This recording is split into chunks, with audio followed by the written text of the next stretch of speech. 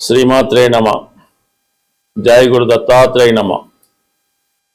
ఈ వీడియోలో మనం ఫిబ్రవరి 15 నుంచి 21వ తారీఖు మధ్యలో జరగబోయే వార ఫలాలు పరిశీలించినప్పుడు మరి మేషరాశి వారికి ఈ వార ప్రారంభంలో 4 గ్రహాలు లాభస్థానంలో ఉండగా ఈ వారం ప్రారంభమైంది.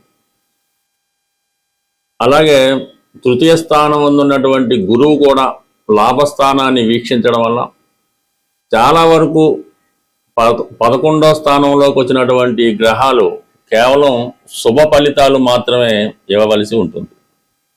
ప్రధానంగా ఈ వారంలోనే రవి లాభస్థానంలోకి ఎంటర్ అవ్వడం వల్ల మరి జాతకుడు గతంలో చేసినటువంటి ప్రయత్నాలు ఈ సమయంలో అవి ఫలించే అవకాశం ఉన్నది.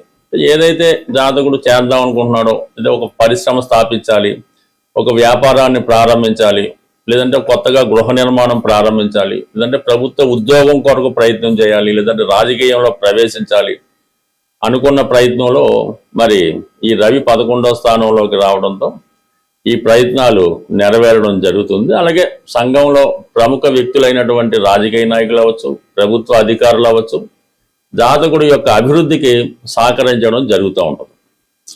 అలాగే పిల్లల యొక్క అభివృద్ధి, వాళ్ళకి ఏదైనా ఉద్యోగం రావడం కానీ, ప్రమోషన్ రావడం కానీ, అంటే సంతాన విషయంలో కొన్ని శుభవార్తలు వింటారు. ప్రభుత్వ పథకాలు మీకు అనుకూలంగా వస్తాయి. విద్యార్థులకైతే ప్రభుత్వ స్కాలర్షిప్ కానీ, ఏదైనా టెంపరీగా జాబ్ కానీ, ఉద్యోగం కానీ వచ్చే అవకాశం ఉంటుంది. ఇక శుక్రగ్రహం ఈ వారంలోనే తన యొక్క శుక్ర మౌఢ్యం నుంచి బయటికి రావడంతో ఆటోమేటిక్గా ఆర్థిక పరంగా జాతకుడికి మనీ రిలీజ్ అవుతూ ఉంటుంది. శుక్రుడు ఈ రాశి వారికి ధన సప్తమాధిపతిగా ఇంతకాలంగా మౌఢ్యంలో ఉండడం వల్ల మనీ బాగా టైట్ ఏర్పడడం జరిగింది. సమయానికి రావాల్సిన ధనం రాకపోవడం, మనీ టర్న్ ఓవర్ ఆగిపోవడంతో కొన్ని ముఖ్యమైన పనులు పెండింగ్ ఉండిపోవడం జరుగుతూ ఉంటుంది. మరి ఈ సమయంలో మీకు ఈ మనీ రొటేషన్ పెరుగుతుంది. అలాగే కుటుంబంలో ఒకరికి కొత్తగా ఆదాయం పెరగడం వల్ల కానీ, కుటుంబ సభ్యుల సహకారంతో, ప్రధానంగా స్త్రీల సహకారంతో వృత్తిలో ముందుకు వెళ్ళడం, మీరు ప్రారంభించినటువంటి చేస్తున్నటువంటి పనులకు వారి సహకారం కూడా లభిస్తుంది. పైపెచ్చు సప్తమాధిపతి కూడా శుక్రుడు అవడం వల్ల పార్ట్నర్స్తో చేస్తున్నటువంటి వ్యవహారాలు కొంతవరకు కలిసి వస్తాయి. జీవిత భాగస్వామికి అనూహ్యంగా ఉద్యోగం రావడం కానీ, వారికి జీతం పెరగడం, అభివృద్ధి రావడం, మొత్తం మీద వాళ్ళు కూడా సక్సెస్ఫుల్గా రావడం జరుగుతుంది. అంటే ఓవరాల్గా మరి మేషరాశి వారికి పరిశీలించినప్పుడు పిల్లల విషయంలో అభివృద్ధి కలుగుతుంది. పంచమాధిపతి రవి లాభంలోకి రావడం వల్ల కుటుంబ విషయాల్లో ఇంప్రూవ్మెంట్ ఉంది. శుక్రుడు మౌఢ్యం వేయటం వల్ల లాభస్థానంలోకి రావడం వల్ల, అలాగే సప్తమాధిపతి లాభస్థితి, జీవిత భాగస్వామి సహకారం. అయితే ఇవన్నీ రాహుతో కలియడం వల్ల విదేశ వ్యవహారాలు కలిసి వస్తాయన్నమాట. విదేశంలో ఉన్నటువంటి మిత్రులు మీకు సహకరిస్తారు. ఏదైనా విదేశ ప్రయాణానికి ప్లాన్ చేసుకుంటారు. అంతా కుటుంబం అంతా కలిసి ఏదైనా విహారయాత్రకో వినోదయాత్రకో వెళ్ళడం జరుగుతుంటుంది. అక్కడ ఒక లగ్జరీ అయినటువంటి హోటల్స్లో స్టే చేయడం, గొప్ప వాళ్ళని కలుసుకోవడం, మొత్తం మీద ఈ వారం అంతా కూడా జాతకుడు చాలా ఆనందంగా గడుపుతాడు. ఎప్పటి నుంచో కలుసుకోవాల్సినటువంటి బంధుమిత్రులంతా మిమ్మల్ని కలుసుకొని రాబోయే ఏదైనా ఒక శుభకార్యం గురించి కానీ, ఒక ముఖ్యమైన పని గురించి కానీ వారి సహాయ సహకారాలు మీకు సంపూర్ణంగా రావడం జరుగుతూ ఉంటుంది. ఇక ప్రధానంగా గురువు యొక్క దృష్టి 11వ స్థానం మీద పట్టడం వల్ల కంప్లీట్గా మీరు ఈ పెళ్లి సంబంధించిన ప్రయత్నాలు, అంటే మీకు మీ కుటుంబంలో ఒకరికి కానీ, వ్యక్తిగతంగా మీకు కానీ ఇటువంటి వివాహ ప్రయత్నాలు ఉన్నప్పుడు వచ్చిన సంబంధం ఏదో ఒకటి సమయంలో సెట్ అయ్యే అవకాశం ఉంటుంది. గతంలో పెండింగ్లో ఉన్నటువంటి సంబంధాలు కూడా ఈ సమయంలో మీరు ఒకసారి పర్సూ చేసుకొని రివ్యూ చేసుకుంటే మళ్ళీ అవి మీకు సక్సెస్ అయ్యే అవకాశం ఉంది. ఎందుకంటే గత కొంతకాలంగా ఈ శుక్రమౌఢ్యం కారణంగా ఈ పెళ్లి చూపుల కార్యక్రమాలు కానీ, వివాహ ప్రయత్నాలు కానీ ఇటువంటివన్నీ కూడా వాయిదా పడడం జరిగింది. ఈ శుక్రమౌఢ్యం విడిపోవడంతో ఈ వారం నుంచి కంప్లీట్గా మీరు వివాహ ప్రయత్నాలు ప్రారంభించుకోవచ్చు. కొత్తగా ఎవరితో స్నేహం చేయాలన్నా, కొత్తగా పరిచయం పెంచుకోవాలన్నా కంపల్సరీగా కొత్త వారితో పరిచయం ఏర్పడుతుంది.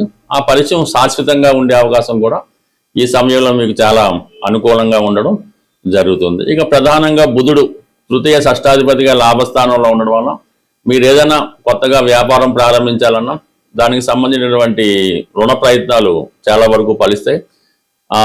లైసెన్సులు కానీ, డాక్యుమెంట్స్ కానీ ఇవన్నీ కూడా మీకు అనుకూలంగా రావడం జరుగుతూ ఉంటుంది. బట్ ఓవరాల్గా మేషరాశి వారికి 11వ స్థానంలో మంచి అవకాశాలు తెచ్చిపెట్టడం జరుగుతుంది. అయితే 12వ స్థానంలో శని భగవానుడు. ఆ ఇన్వెస్ట్మెంట్ చేసేటప్పుడు మాత్రం జాగ్రత్తగా ఆలోచించే పెట్టుబడి పెట్టకపోతే మీరు పెట్టిన పెట్టుబడి బ్లాక్ అయ్యే అవకాశం ఉంది. కాబట్టి సాధ్యాసాధ్యంగా వచ్చిన ప్రతి అవకాశాన్ని నిజమని నమ్మకుండా కూలంకషంగా జాగ్రత్తగా పరిశీలించి సరైన నిర్ణయం తీసుకున్నప్పుడు మాత్రమే దాని యొక్క ఫలితం మీకు ఉంటుంది తప్ప ప్రస్తుతం చేతిలో ఉన్నటువంటి ధనాన్ని దేనికో దానికి లంసంగా ఇన్వెస్ట్ చేస్తే తర్వాత వచ్చే అవకాశాలకి సరైన ధనం లేక ఇబ్బంది పడవలసి ఉంటుంది.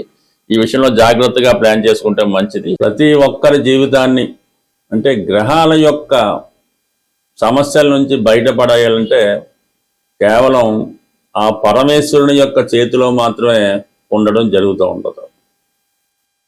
గ్రహాలు అనుకూలించాలంటే శివుని యొక్క ఆజ్ఞ కంపల్సరిగా ఉండవలసింది. అటువంటి శివుణ్ణి సులభంగా మనం ప్రసన్నం చేసుకోవడానికి మరి ఈ 15వ తారీఖున మహాశివరాత్రి పర్వదినం రాబోతుంది. అందువలన ఆ రోజు మీరు చాలా పవిత్రంగా ఉంటూ ఏదో ఒక శివలింగాన్ని, పెద్ద పెద్ద క్షేత్రాలు పంచారామాలే అక్కర్లేదు, కేవలం సాధారణ టెంపుల్లో ఉన్నటువంటి శివలింగాన్ని కూడా మీరు పూజించుకొని దర్శించుకొని కనీసం కొద్దిగా వాటర్ నీళ్లు, శుభ్రమైనటువంటి నీళ్లు స్వామికి అభిషేకం చేసి వీలైతే ఒక మారేడు దళం ఒకటన్నా పర్లేదు, అది పరమేశ్వరునికి మీరు అర్పించడం వల్ల చాలా వరకు గతంలో ఉన్నటువంటి అన్ని పాపాలు, అంత దురదృష్టం కూడా పోతుంది. అలాగే వీలైతే ఆ శివరాత్రి రోజు ఏదో ఒక రుద్రాక్ష 6 ముఖాల 5 ముఖాల 4 ఏది అక్కర్లేదు, ఏదైనా పర్లేదు, ఆ శివలింగం దగ్గర పెట్టి అంటే కొంతవరకు అభిషేకం చేయడం. కానీ మీరు అభిషేకం చేసే జలంలో ఈ రుద్రాక్షలో 5 ముఖాలు ఈజీగా దొరుకుతాయి, ఒక 5, 6 తీసుకొని వాటితో పాటు స్వామికి అభిషేకం జరిపించి ఆ రుద్రాక్షలు మీరు గృహాన్ని తెచ్చుకొని మీరు ధరించవచ్చు, ఇంట్లో మీ పిల్లలు కూడా ధరించవచ్చు. లేదు ఒక 5 వచ్చినాయంటే మీరు ధరించి పిల్లలు ధరించి మిగతా 2, 3 ఉంటే ఆ భగవంతుడి సన్నిధిలో పెట్టి అదే శివుని స్వరూపంగా పూజించడం వల్ల కంప్లీట్గా మీ యొక్క ఆ రుద్రాక్ష మీ మెడలో ఉన్నంత వరకు, ఆ రుద్రాక్ష మీ పూజా మందిరంలో ఉన్నంత వరకు కంప్లీట్గా లైఫ్ లాంగ్ అంటే 1 సంవత్సరం దాకా మాత్రం గ్యారంటీ. మళ్ళీ శివరాత్రి రోజు మళ్ళీ ఆ విధంగా చేసుకోవచ్చు. ఈ విధంగా సింపుల్ రెమెడీ మీరు చేయడం వల్ల కంప్లీట్గా మీరు ఇప్పుడున్నటువంటి ఈతి సమస్యల నుంచి, ఆర్థిక బాధల నుంచి, ఎటువంటి సమస్య అయినా వివాహం కానీ ఏదన్నా పరిష్కారం అవుతుంది. అయితే పర్టికులర్గా ఎవరైతే వివాహం జరగడం లేదో వాళ్ళు ఈ శివరాత్రి రోజు పంచదారతో ఒక 3 కిలోల పంచదార, 300 గ్రాముల పంచదారతో శివుడికి అభిషేకం చేయడం వల్ల కంప్లీట్గా మీకు తొందరలోనే వివాహం అన్నది జరిగే అవకాశం ఉన్నది. అలాగే అనారోగ్య సమస్యలతో బాధపడుతున్న వారు ఆవు సంబంధించినటువంటి ఆవు పెరుగు బాగా చిలికి ఆవు పెరుగు తయారు చేసి ఒక 3 లీటర్లో 2 లీటర్లో ఆవు పెరుగుతో మజ్జిగతో పెరుగు కూడా ఓకే అభిషేకం చేయడం వల్ల అనారోగ్య సమస్యల నుంచి బయటపడడం జరుగుతూ ఉంటుంది. మంచి గాత్రం కావాలన్నా, ధనయోగం కలగాలన్నా తేనెతో అభిషేకం చేయవలసి ఉంటుంది. ఇన్ని రకాలు ఎందుకు, మనకు ఐశ్వర్యం కావాలి, విభూతితో అభిషేకం జరిపించడం వల్ల కంప్లీట్గా ఐశ్వర్యం కలుగుతుండదు. ఆ విభూతిని గృహంలో తెచ్చుకొని ప్రతిరోజు విభూతి ధరించడం వల్ల సకల పాపాలు, సకల దరిద్రాలు కూడా పోవడం జరుగుతుంటది. బట్ ఏదైనా ఇది నమ్మకంతో కూడుకున్నది. అంటే శివుడి దగ్గర ప్రత్యేకత ఏంటంటే నమ్మకం లేకుండా మీరు అదేదో బూడిదని పెట్టుకున్నా కూడా కంప్లీట్గా మీకు శివుని యొక్క అనుగ్రహం తప్పక లభిస్తుంది.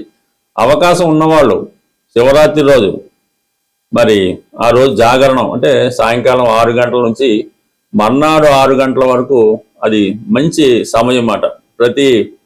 మరి అర్ధరాత్రి 12 గంటలకి లింగోద్భవం జరుగుతూ ఉంటుంది. ఆ సమయంలో చిన్న శివలింగమైనా మీ గృహంలో పెట్టుకొని అర్ధరాత్రి 12 గంటలు దాటిన తర్వాత ఆ శివునికి తేనెతోనో, పాలతోనో, పంచామృతాలతోనో, పళ్ళ రసాలతోనో అభిషేకం మీ చేతులతో మీరు ఏ మంత్రాలు అక్కర్లేదు స్వయంగా చేసుకోవడం వల్ల కంప్లీట్గా మీకు ఆ స్వామి యొక్క అనుగ్రహం లభించే అవకాశం ఉంది. ఎవరికి ఏ విధంగా అవకాశం ఉంటే ఆ విధంగా శివరాత్రి మాత్రం కంపల్సరీగా చేసుకుంటే మీ యొక్క సకల ఇబ్బందులు తొలగిపోయే అవకాశం ఉంది. కంప్లీట్గా పాటించండి. చేయకపోయినా పర్లేదు, కానీ ఆ రోజు పర్టికులర్గా ఎవరు కూడా ఏదైనా మద్యపానం చేయడం కానీ, మాంసాహారం తినడం కానీ, స్త్రీలను ఇబ్బంది పెట్టడం కానీ, శృంగార కార్యక్రమాల్లో పాల్గొనడం కానీ, అటువంటి కార్యక్రమాలకు కనీసం ఆ ఒక్క రోజన్నా దూరంగా ఉంటే మీ జీవితం ధన్యమైనట్టే. స్వస్తి.